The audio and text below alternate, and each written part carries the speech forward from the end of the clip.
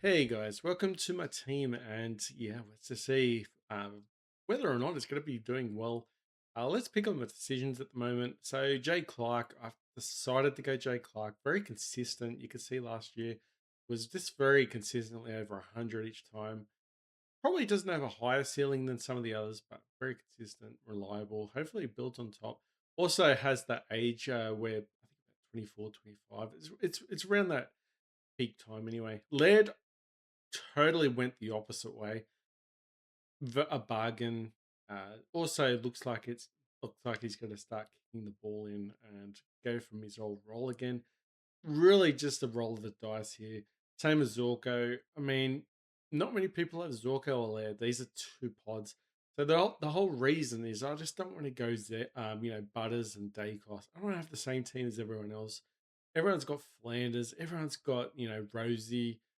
I don't want to have the same boring team. You aren't going to win when you pick the same players. Yes, it's going to hurt when they don't do well, but if your players that you have that are pods do extremely well, then you're going to be ahead of most of the people. So anyway, we did keep the rookies quite similar anyway. So yeah, Laird and Zorko.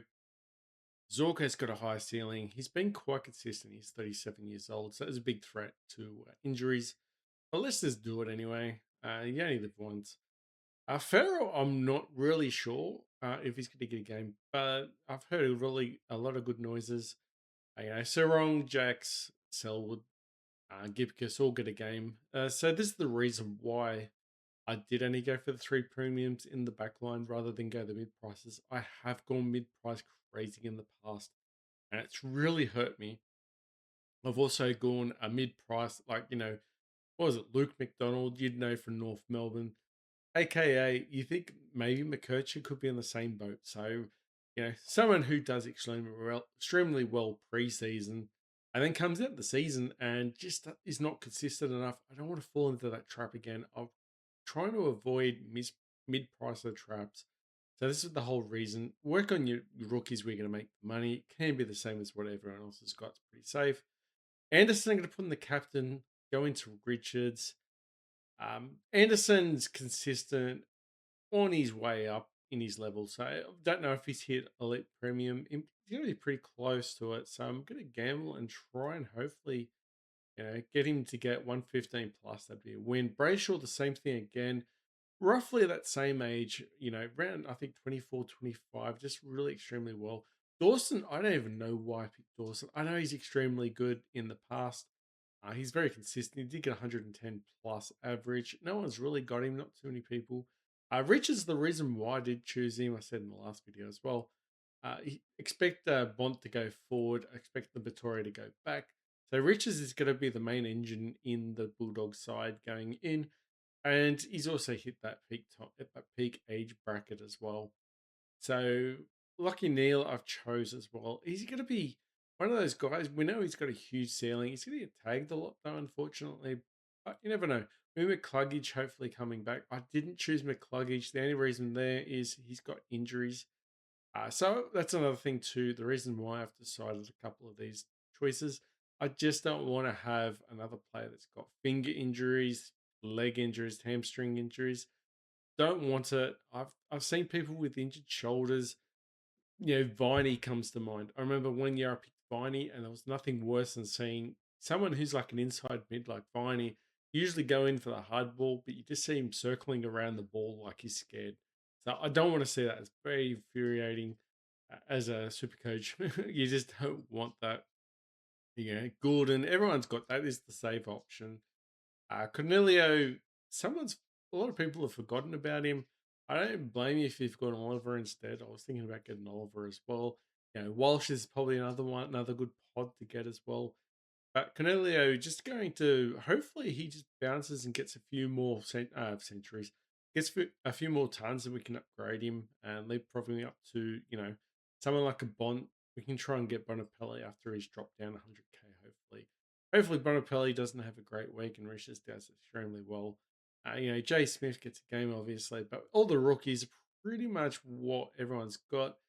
Uh, I've got only because of the Sunday games that Melbourne have got. So if you've realised, a lot of people might go West Coast or a Melbourne player, that's because majority of those players have got more Sunday games than everyone else. So he's going to be my donut, and hopefully I can swing him around. Gotten Tim English. There was noise that he's actually really good, especially what is it for the new rules? I think it's going to suit him a lot better. So that's the noise about. That's why I picked English, and plus I got a bit more coin from except I did have Zeri before, but I've gone English only because he seems to be adapted to the new rules. McAndrew is replacing O'Brien, so a lot of people have gone double rucks, and I don't blame you guys. The reason why you go double rucks, obviously, is to save trades.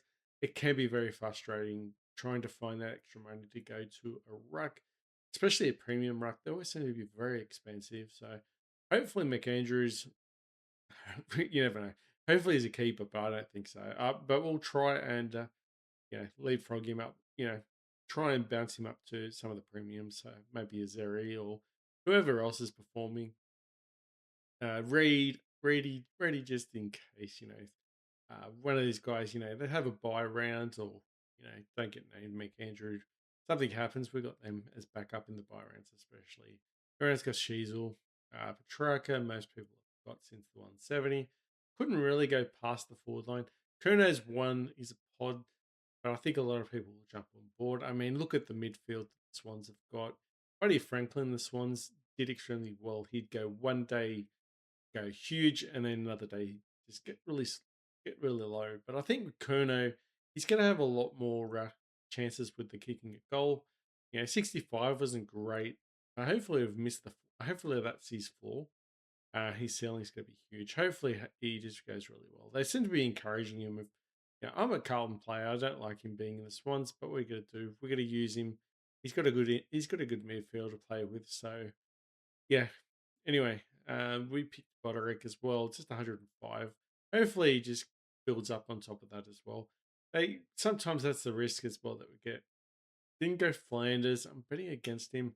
Not that I don't think he's going to go well. I'm just trying to go just different. I know if he's probably going to be an 80, 90, or 100 type player.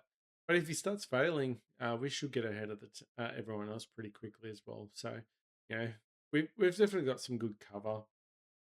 You definitely some risks, but you've got to risk it to try and get in the top 1% at least. That's probably the goal. You can see I've really bulked it up in the midfield. That's because I've cheapened it up a little bit. We avoided Sinclair. Nas is if you got Nas, I'd be worried about him getting tagged a bit. He didn't have much support on the last weekend, so big question marks there. Hopefully he adapts, but not too quickly. I want to get him in first before he adapts. But yeah, no Rosie. I think Rosie would be pretty good, but if you looked at what his scores wasn't consistent like Clark. Whitfield I would have put in, but I just can't fit him in. Whitfield's another one I would have loved to have in. He's sort of like a late bloomer, Whitfield. He started with the Giants and he was very hit and miss, got injuries, but the last couple of years he's really set the tone. So I think Whitfield's really good. Shame about Williams going to Carlton because he just hasn't fired the same way as Whitfield. Anyway, guys, go Blues. I'm scared. The train's fall. The wheels are falling off if we lose against Richmond. It's very scary. Don't forget to like and subscribe as well. You can hang shit at me, especially if Carlton loses tonight. It's like a scary horror movie tonight. It's just one of those ones. Let me know in the comments how your teams are going. Post your teams in the comments and make a picture of it if you want. Let me know what some of the who you're VCing, who you're captaining. Probably VC Dacos into Butters is probably the majority. Maybe a Bont. But anyway, hopefully you guys don't hate the team too much. I think it looks really good. Like I said, I've changed the team so many times. I've had two mid prices in the forward line and two premiums in the forward line. I've also had three premiums in the forward line with one mid pricer. Every which way you can think about it. I've even just had the four premiums like everyone else normally has in the midfield as well. The two premiums and the two mid prices, Windsor and Blackiston. So just want to go scary with the premiums though, and just hopefully get, we've got a safe floor, hopefully. Hopefully the ceiling is just gonna be huge. Hopefully you get, up to 2,400. Who knows in the first round?